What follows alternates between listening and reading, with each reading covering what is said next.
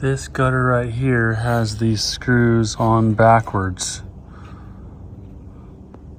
There's no attachment points.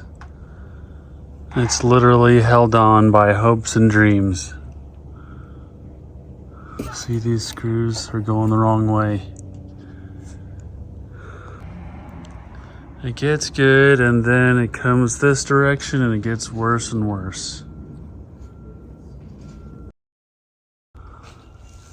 That one is sloped a ton, and this gutter here sagging quite a bit. We're gonna fix that today.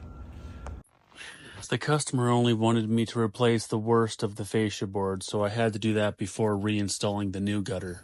And of course I took some primer to that and painted the bottom edge blue to match the rest of it. On the right is the drill bit for the pilot hole, and on the left is the bit for driving the screws.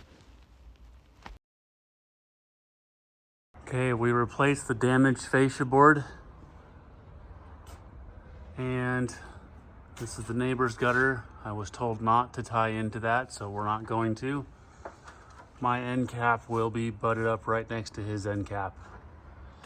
So before I install the new gutter, we're gonna go ahead and prime it. We can use a spray can of high quality primer or the exterior wood primer of your choice, and then touch up the baby blue paint and then install the gutter. All the materials were very reasonably priced at $77. I'm gonna rewind for a second. I still can't believe this gutter was literally held on with hopes and dreams. I have no idea how it was still mounted. So I removed an old rotten piece of wood. We're gonna put a new piece up there soon. But before I did that, I primed it with some bonding primer or any other exterior paint you have for primer. Now we have this end cap here.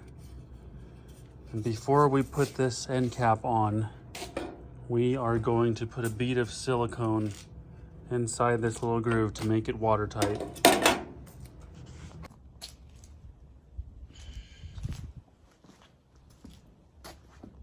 Now on the end cap, you can do white or clear on the inside. And of course you use crimpers. Make sure you have a nice watertight end cap. But it looks like you came that way. You want your end caps to be watertight. Okay, let's go.